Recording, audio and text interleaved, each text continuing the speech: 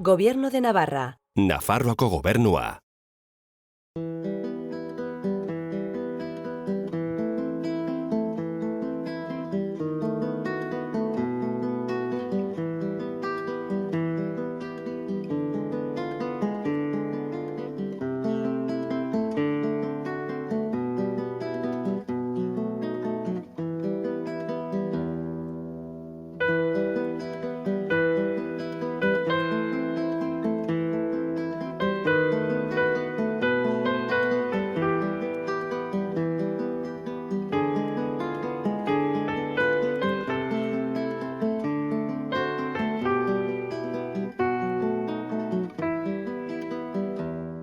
Atal honetan Araba sareaz mintzatuko gara, bertako emakume abertzale batzuk sortutako espioi eta laguntza sareaz.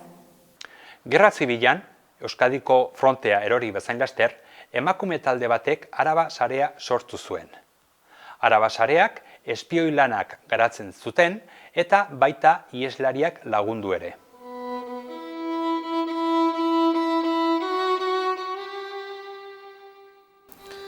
Euskadiko frontea erori eta frankisten errepresioa arras gogorra izan zen.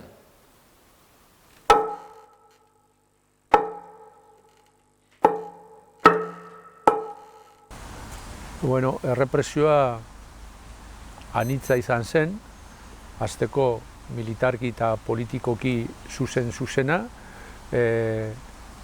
Gerra Euskal Herrian bukatu zenean, gerra hasieratikan atxilotu asko baldin bazeuden askoz gehiago izan ziren, hain zuzen ere Santoñan eta Santanderren eta gero Asturiasen atxilotu askoz gehiago egin zituztelako eta maila guztietako errepresioa eraman zuten aurrera. Hasteko heriotz zigorrak ugaritu egin ziren, kartzelaldiak luzeak izan behar zituzten, zeren epaiketarik gabe edo epaiketekin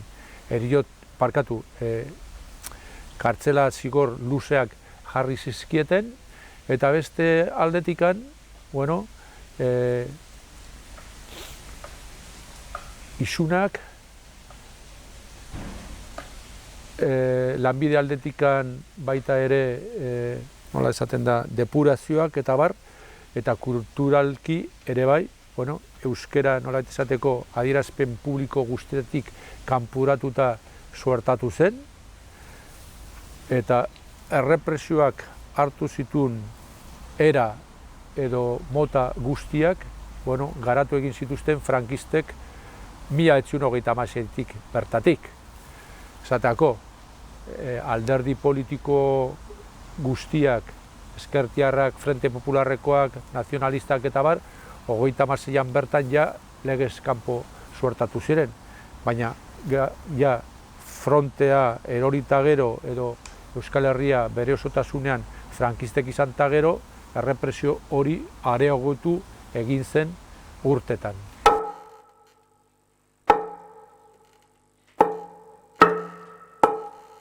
Sobre la red Álava es un tema sobre el que también he investigado y sobre el que he aportado investigaciones nuevas.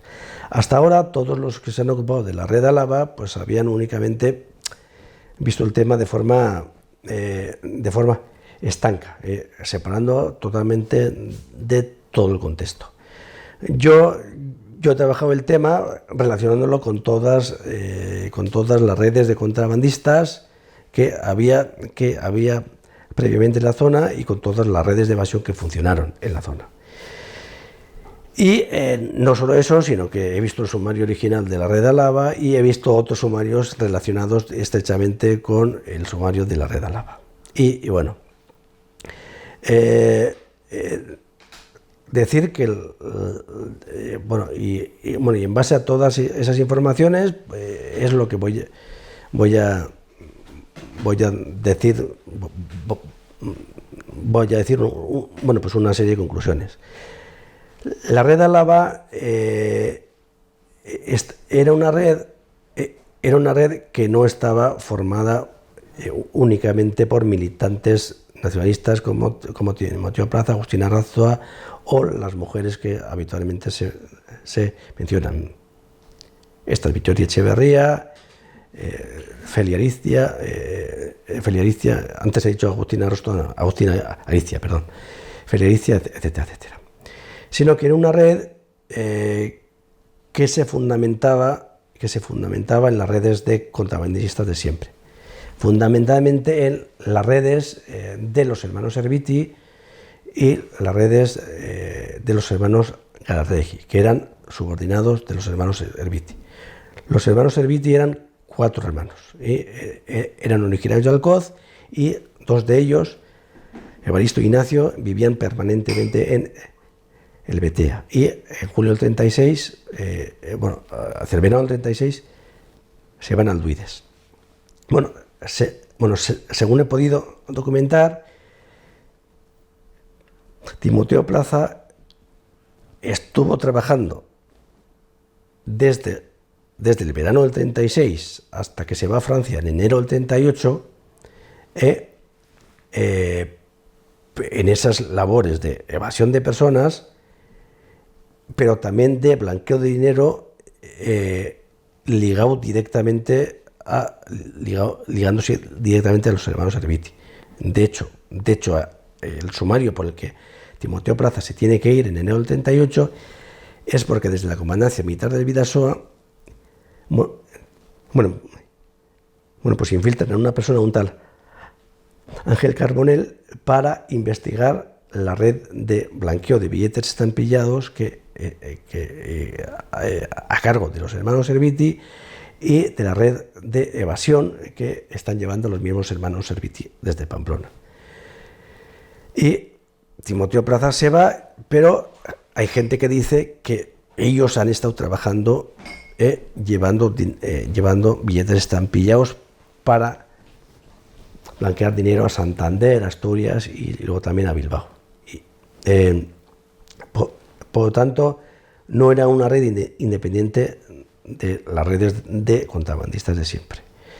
Otra cosa es que la memorialística haya dicho que era una red propia del PNV. Eso aquí no se movía nadie, sino era con la aquiescencia de los contrabandistas de siempre, que eran contrabandistas muy potentes que habían empezado el negocio, sobre todo de la Primera Guerra Mundial, pasando miles y miles de caballos y miles de mulas para el ejército francés.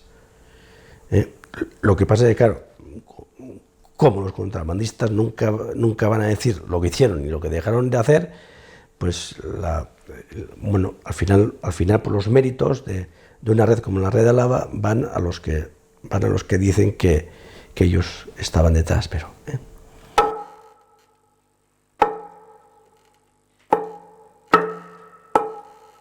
Eusko Jaurlaritzak zeukan egoitza Parisen 1936ko azaroaz geroztik, eta 37an ja Bilbo galdu zutenean, ordezkaritza horrek egundoko garrantzia hartu zuen.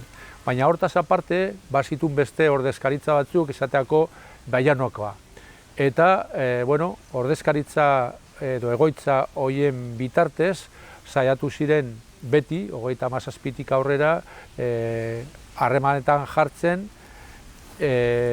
hegoaldeko lurraldetan suertatu ziren edo gelditu ziren presoekin, atxilotuekin eta baita beste batzukin. Hori dela eta, berehala saiatu ziren esatako harremanak izaten kartzeletan zeudenekin eta batez ere informazioa izaten, hain zuzen ere jakiteko ze egoeran zeuden kartzeletan, ze zigorrak zituzten gainean nolabait esateko, eta lortzeko gerra ezen amaitu, kontutan izan beharko dugu 37an, lortzeko esateko presoen trukaketak eta bar. Eta hortarako importantea zen, alde batetikan informazioa izatea, eta beste aldetikan kartzeletan zeudenak laguntzea. Eta hori dela eta sortu ziren lehenbiziko nolabait izateko elkartasun sareak. Testu inguru horretan sortu zen Álabako sarea. Álabako sarea deitzen diogu, edo deitu diote, hain zuzen ere, gero 1953an sare horretan aritzeagatik eta ardura izateagatik fusilatu zutelako Luis Alaba deitu zen gizona. Baina Alaba sarea ez zuen sortu Luis Alabaren eskutik, baizik eta Bittori Etxeberriaren eskutik.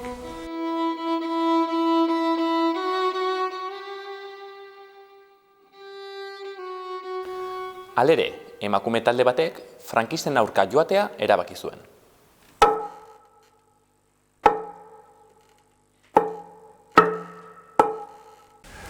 Alaba sarea izan zen Euskal Herrian 1937tik 1940 bukaera bitartean iraunzun elkarte solidarioa, edo erakunde solidarioa.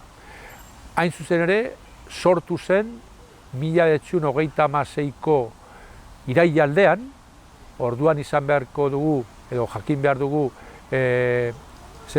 Santoñan Euskal Gudari askoren errendizioa suertatu zena, hilabete bat lehenago, abuztuan hain zuzen ere, eta preso zeuden gudari hoiekin harremanetan jartzeko, abia puntu izan zen Bittori Etxeberria Jose Mariaren Lasarteren bultzadaz.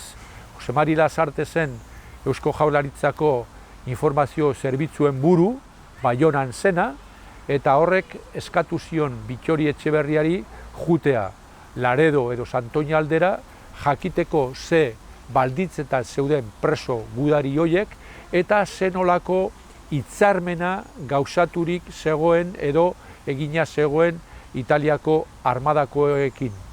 Eta hori dela eta abiatu zen orduan nolabait esateko ekimen hori.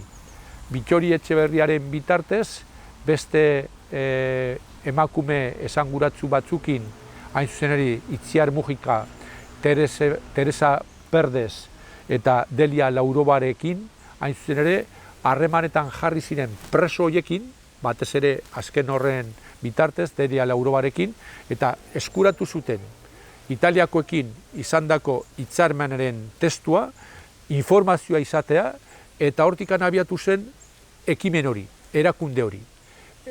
Bi lan esparru izan zituna. Alde batetikan, presoekiko elkartasuna izatea, edo aurrera eramatea, eta hori zen, medizinak eramatea, janariak eta abarreko kontuak eramatea presoei, eta beste aldetikan informazioa ematea presoei, zer zegoen kanpoan, zegoen tabar, eta beste aldetikan, presoen elkartasuna hori gauzatzeko behar zuten informazioa, hain zuzen ere, epaitegietan, kartzeletan eta olako lekutan gauzatzen ari ziren heriotzigorrak eta bar. Zertako, presoen trukaketak egiteko informazioa beharrezkoa zen, eta hori dela eta hasi ziren lortzen olako informazioa, hain zuzen ere, kontaktuan zeudelako Santoñako presoekin, baina baita ere gero, Larrinagako presoekin, Iruñako presoekin, San Cristobalen edo kartzeletan zeuden presoekin, eta informazio guzti hori eraman behar zuten mugaz bestaldera, hain zuzen ere, Eusko Jaurlaritzak izan zezan presoen gaineko informazio guztia. Alde batetikan informazioa eta beste aldetikan nolabait elkartasuna preso hoiekiko. Bero etorri zen, informazio orokorra zera eremu militar eta politiko guztietaz. Eta emakume lau hoietan oinarrituta edatuz joan zen erakunde hori lau lurraldetara. Eta gutxi gora bera 40 inguru partaide izan zituen erakunde horrek. Gero 40ko bukaeran atxilotu zituztenean eta epaiketa aurrera ematen zutenean, azkenean 21 bakarrik, nolait esateko, asko dire, baina bakarrik prozesatu zituzten. Baina badakigu 40 inguruko partaide, 4 lurraldetan banatuta zeuden partaideak, izan zitula Alaba erakundeak. Eta lehen esplikatu dan bezala, Alaba izena du, hain zuzen ere, epaitu horien artean, hasieran 19 heriotz zigorra jarri zituztelako, bigarren epaiketa izan zen helegitea ginta gero, eta bigarren epaiketa horren ondorioz, izan zen azkenean heriotz zigor bat bakarra. 1943an, Luis Alabaren kontra burutu zutena. Hori dela eta historiara pasatu da izen horrekin. Luis Alaba edo Alaba sarearekin. Bai? Baina, hasieran erakunde horren hasierako partaideak eta bultzatzaileak izan zirenak 4 emakume ditugu. Bittori Etxeberria, hasierakoa, Delia Lauroba, Itziar Mujika eta Tere Berdez.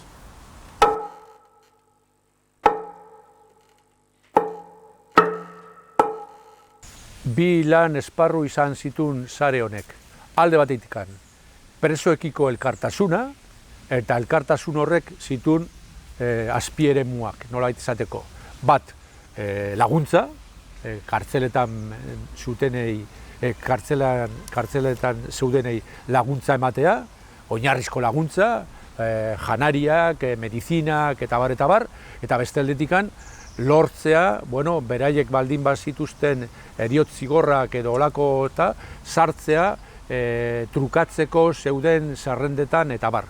Presoekiko elkartasuna. Eta bigarrena, informazioa ematea, hasieran hasi ziren aspektu horiekin, baina gero informazio hori gero zabaldu egin zuten zera eremu politiko eta militar guztietara. Eta orduan, mugaz bestaldera eramaten zuten informazioa esateako aspektu politiko eta militarretaz. Ze defentsa lerroak zituzten frankistek, ze gora bera politikoa zeuden, informazio egunero. Informazio ikaragarria, eta kontutan izan beharko dugu, esateako iraunzun bitartean, jaia astero, juten ziren mugaz bestaldera, olako informazioa eramaten. Eta alderantziz, kanpotik ekartzen zuten barrura informazioa presoei heliarazteko.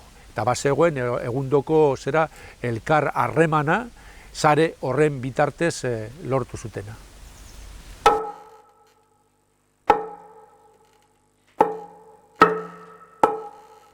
Sare hau amaitu zen 1940ko bukaeran. Hain zuzen ere, orduan, urte horretako Gabonetako egunetan, hasi ziren atxiloketak Baztanen eta berehala Iruñean, Iruñerrian eta Euskal Herri osoan. 40 inguru atxilotu zituzten, horietatik 21 epaitu izan zituzten hilabete batzuk beranduago. Partaideak, esan dugun bezala, hasierako partaideak ziren 4 emakumeak, baina gero, askoz partaide gehiago suertatu ziren.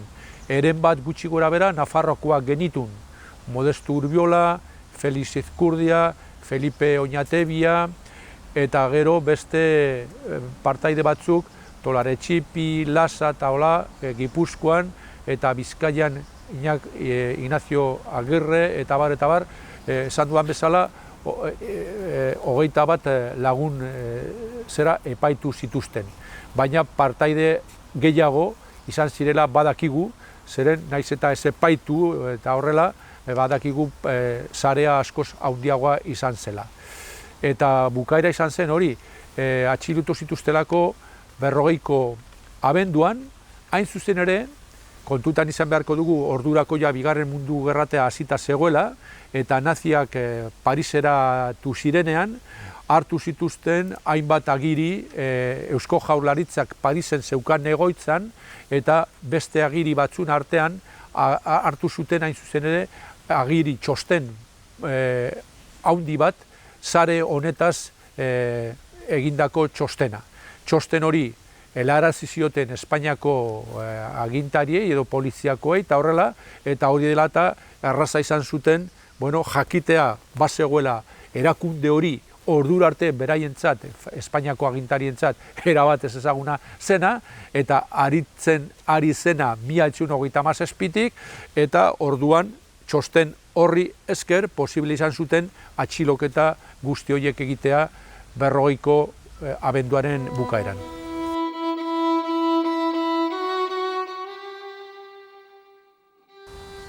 Balorazio oso positiboa egin behar da.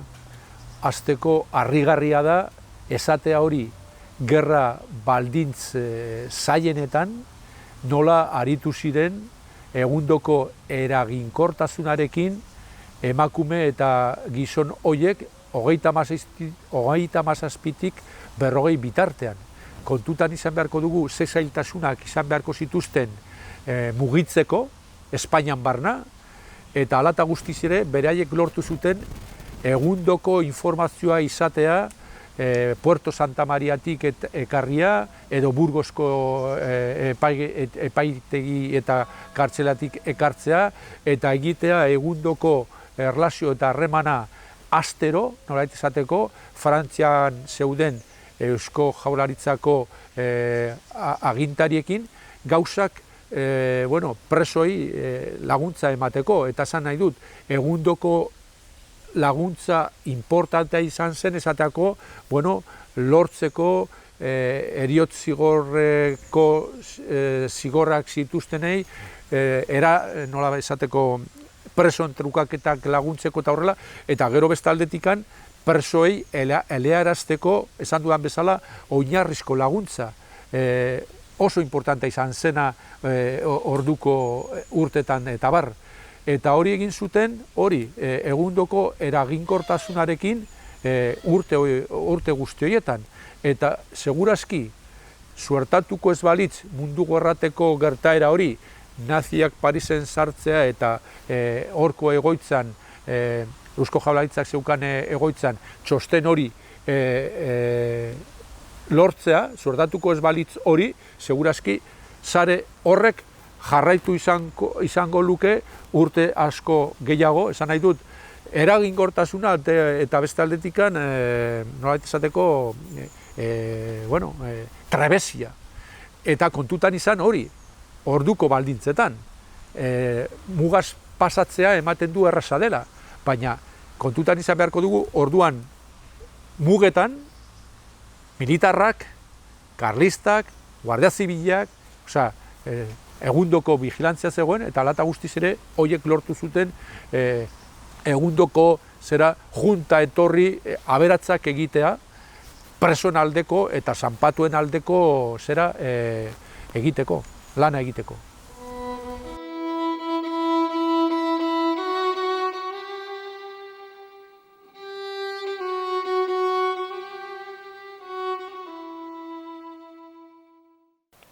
Sarearen parte hartzaile nagusietako bat Bittori Etxebarria izan zen.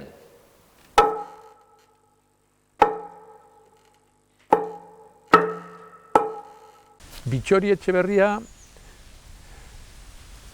sare horren partaide nagusia dugu, ezinbestekoa. Bera gazte-gaztetatikan bastandarra izan da, eta euskaltzale eta abertzalea izan da, Eusko alderdi jeltzaleari lotuta, bera zen Elizondoko edo Baztango alderdi horren idazkaria, emakume abertzale batzaren presidentea, Baztanen, eta euskal loturari erabat atxikia gerra aurreko urtetan. Bera esatako Elizondon oso lagunasun, Pilare Alba Loiarte, orduko ikastolako andereño, berak harreman handiak zituen Lekarazko fraide euskaltzalekin, eta bera Errepublikako urtetan askotan ibili zen mitinlari Baztenen batez ere, batzutan, garrantzia handiko politikariekin. Esate baterako, Jose Antonio Agirrerekin, edo Manuel Irujorekin batera, edo beste bastandar batzuekin batera, Jose Azkaraterkin batera. Gerra iritsi zenean, nazionalista zelako, kanporatu zuten bastandik, jun behar izan zuen teoriaz Valladolid aldera, egon zen hainbat hilabete kanporatua Iruñan, baina gero ja bueltatu zen Baztanera.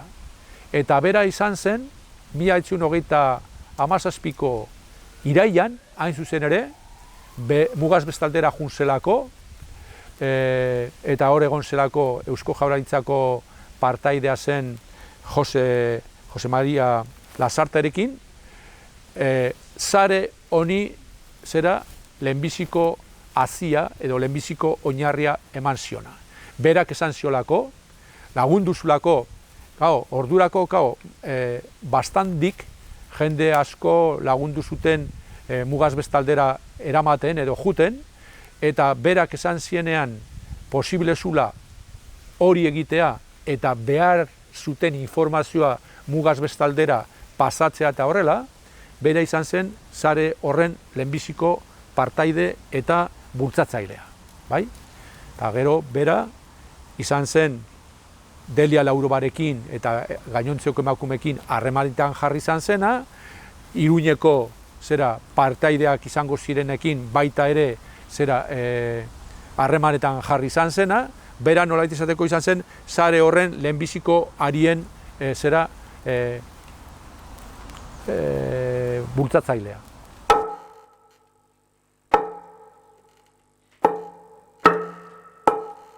Bueno, nire harremana Bittorirekin batez ere izan da beti harreman pertsonala. Nire amarekin izan zen lagun mina, eta ni nengoenean berarekin eta nire amarekin, bueno, pues ni oraindik aurra eta batez ere gero nerabea izan nintzen, eta beti nik ahitzen nuen nola bere kontatzen zuen bere gauzak, naiz eta batzutan berak ez zuen nahi kontatu zeren izan ziren oso latzak, baina batzutan nik ere galdetzen nion aberrea nola izan zen Araba sarea eta zer nolako papera jokatu zuen. Bera beti oso umila eta xumea agertzen zen, baina gero ikusiko dugun bezalaxe jokatu zuen papera izan zen protagonistaren papera, eta bera izan zen nolabait errateko Araba sarearen alma mater.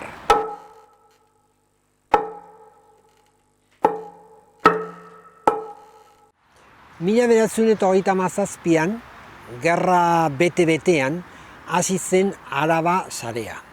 Eta lehendabiziko ekintza eta oso garrantzitsua izan zen Santoñako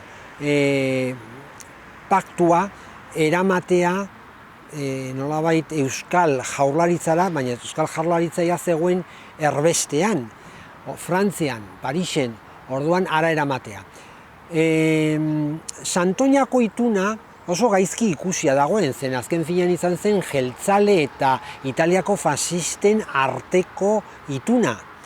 Baina izan zen oso pragmatikoa, zen azken finean gerra galduta zegoen ja, eta orduan jeltzaleak nahi zuten ahalik eta gehien biziak eta bizitzak salbatu. Orduan, jeltzale buru batek enkargatu zion Bittoriri, bera egin zuen bertze kontaktua ere, eta hori izan zen, zeren ziren lau emakumea ez bakarri Bittori, nahiz eta Bittorik izan zen burua, izan ziren Delia Lauroba, Itziar Mujika eta Teresa Verdes. Eta Itziar Mujika jarri zuen kontaktua Delia Laurobarekin, eta han Delia Laurobak bazuen bere senarra Duesoko presondegian, eta handik atera zuten Santoñako ituna, eta Delia Laurobak eraman zuen Elizondorat, eta han hartu zuen Bittorik ituna hori. Eta Bittorik Agustin Aristiarekin eraman zuten Baionara, eta Baionatik Parisera. Beraz, ibilbide luzea egin zen. Bera erraten zuen anekdota gisa, bere nola eraman zuen bularrean, kolkoan, goxo eta bero, eta zen oso arriskutsua. Eta horrela hasi zen Arabasarea. Handik aintzinerat, Bittorik egin zuen 70 paso, nolabait egin zituen joan tatorriak eta dokumentuak eraman. Dokumentua izan zen informazio militarra, informazio politikoa, informazio soziala, nola zegoen egoera geoestrategikoa. Beraz, izan zen primerazko informazioa. Eta hori oso baliagarria izan zen Eusko Jaurlaritzak, lehen erran dudan bezalaxe, erbestean zegoena, eta kontrolatu behar zuen eta jakin behar zuen zer gertatzen zen hemen gerra garaian. Horrexegatik izan zuen hain bertze garrantzia. Eta bertze gauza da harrigarria, nola frankismoa, zen batzutan, ikusten da nola frankismoa kontrolatzen zuen aparato osoa eta izan zen estatu bat, baina nola ez zen kontrolatu emakume horiek egin zuten lana. Beraz, emakume horiek trufatu ziren frankismoaren aparatoaz, zeren lortu zuten haiek egitea eta frankistek ez ziren konturatu eta ez zuten kontrolpean hartu. Eta hori zergatik, zen haiek egiten zuten diskrezio osoz, emakume arruntan, komila tartean, ematen zuen zirela emakumeak arruntak, baina ez ziren emakume arruntak, baizik eta benetazko espiak eta espiotze lana egin zuten.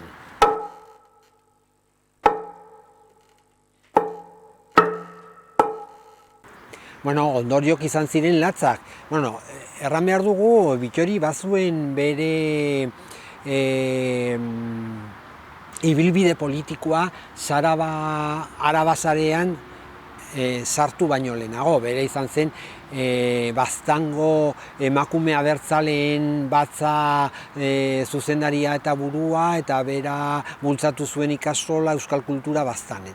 Baina gero, 1937tik 1940 hori izan zen Arabasarea, eta han bera izan zuen koordinatzailea, burua eta antolatzen zuena, eta erran behar dugu gauza oso garrantzitsua. Frankistek ez zuten harrapatu Arabasarea. Harrapatu zutena izan zen, aurkitu zutenak faxistek Parisen, aurkitu zuten dokumentazio osoa, eta azken finean bitxiko eta gobernua pasatu zioten Frankoari informazioa, eta orduan 1940an atxilotu zuten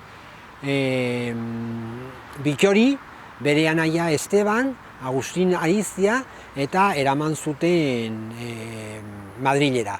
Izan zen oso bilbide latza, 15 egun, espetxez eta Aragateko, Eulalia Arizia jarri zen mugimenduan ikusteko non zen biltzan, zen hor zegoen bere anaia eta Agustin Arizia eta bere aizpa Felicitas Arizia ere bai.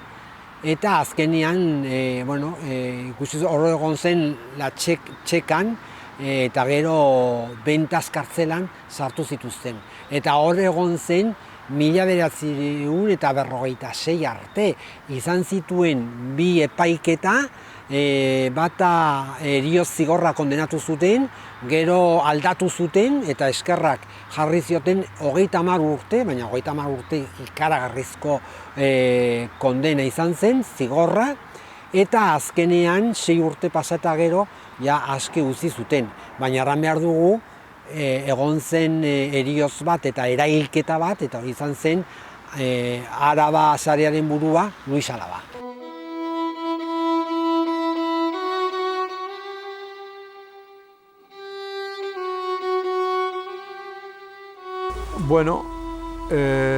Gaur egun erraz idazten dugu edo komentatzen dugu sare horrek egindakoa, elabur biltzen dugu, baina nik uste dut gogoan izan behar dugula, gerra baldintz zai hoietan, ze lan ikaragarria egin zuten bere bizitza arriskuan jarriz. Eta bakarrik hildako bat suertatu zen, sare horren baitan, baina hasierako epaiketan 19 heriotz zigorra izan zituzten, haien artean hor zegoen Bittori Etxeberri eta beste emakumeak, eta esan nahi dut, naiz eta aurrizko handiko eta langer handiko egoera batean egon, horiek jotake aritu ziren elkartasun osoz zanpatuekiko, presoekiko.